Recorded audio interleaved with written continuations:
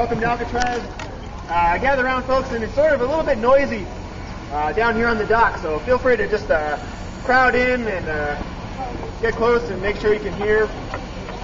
We'll just be here a few minutes, and then we'll start heading up the hill a little ways, and we'll talk about some of the prisoners of war that did time here at Alcatraz in the military prison. And so we'll walk through the military sallyport, the guardhouse, and finish up at the location of the first cell block, first prison building at Alcatraz. And then from there you can head up the rest of the hill up to the cell house where Al Capone and Machine Gun Kelly and all those famous guys did time when Alcatraz was a federal prison.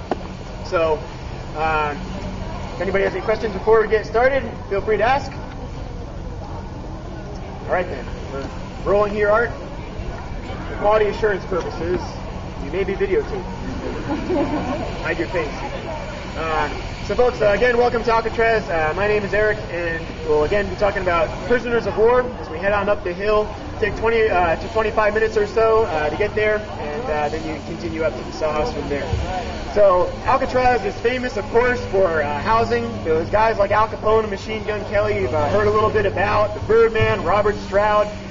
But there's also a different type of prisoner that did time here at Alcatraz. Alcatraz is actually incarcerated prisoners of war in most major wars, from the American Civil War all the way up through World War II and the Korean War. And so we'll be talking about one of the least well-known wars that prisoners of war were held here for, but one of the more remarkable ones, and that was the Modoc Indian War of 1872 and 1873. Took place Northern California, just around the California-Oregon border.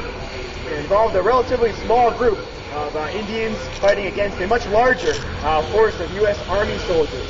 And we'll talk about how a few of those participants ended up becoming prisoners of war here at Alcatraz. And what else made that war remarkable?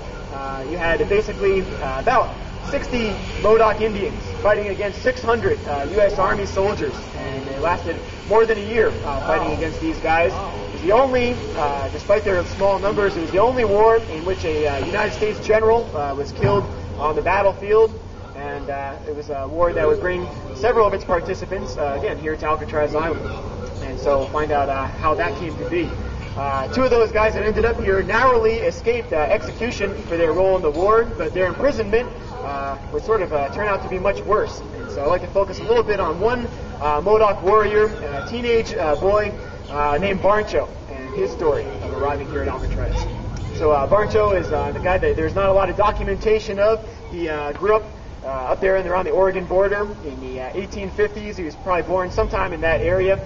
And while he was growing up doing the traditional things that his ancestors had done, hunting and fishing and following all the same kind of things that Modoc boys had done for generations, a whole series of events was unfolding across the American West that would change his life and change the history of California.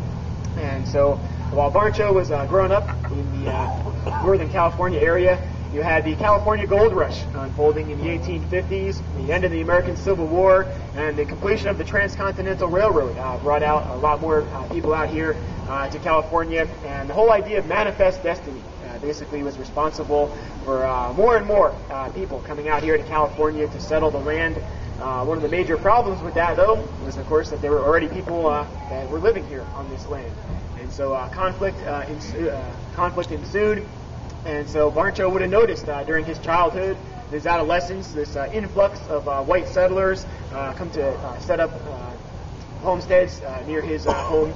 And he would also notice military bases being established, forts and outposts all along the west. And in that context, Fortress Alcatraz was built. And so we had this bomb-proof barracks here, one of the first buildings built at Fort Alcatraz. And as we head up the hill, we'll walk along that red brick defensive wall and the sallyport and the military guardhouse that were all built during that same time, because the settlers that were moving out here felt that their lives were endangered by the presence of Indians, and they felt that the U.S. Army should be protecting them. And so the Army built these military posts and military forts, not just to protect settlers, but also to protect the resources that were now part of the United States as California had just become a state. And that was the whole idea of building the fort here at Alcatraz. And so as Barncho was growing up in this context, the soldiers started to escort and then sometimes by force move Indians onto reservations all across the West. And so his band of Modocs was forced onto a reservation just over the Oregon border around Fort Klamath, and they were kept on this reservation with the Klamath Indians, who were their traditional enemies. And so they didn't get along too well there. And so for a few years there was sort of a lot of back and forth. The Army, the government coaxing the Modocs back to the reservation, then leaving, going back to their homeland where they had lived, and eventually ended in armed conflict.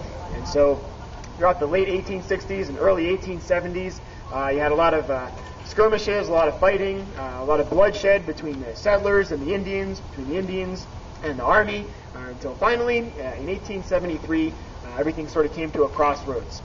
Modocs had been holding out in the area they called the Stronghold. It came to be known as the Stronghold. Basically, it's an area that makes up Lava Beds National Monument today. So there are these lava beds, these natural caves and tubes, this sort of craggy area, and they were able to hold off soldiers that outnumbered them 10 to 1, that had better artillery, and sort of, though, got to be a desperate situation. The Modocs were outnumbered.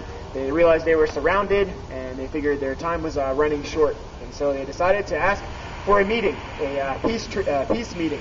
A peace commission was formed, which the leaders of the Modoc tribe would meet with the leaders of the U.S. Army and negotiate the location of the Modoc reservation. And so the Indians that supported that idea, promoted peace, wanted to have this meeting, but another group, a larger group of young Modoc warriors, thought that that would never work. They decided that if they were going to retain their homeland, they were going to maintain their cultural identity and their traditional way of life, a more bold and dramatic action would need to be taken. And so we'll head up the road here to our next stop, and we'll find out what action they took and how it resulted in some of them being shipped out here to Alcatraz.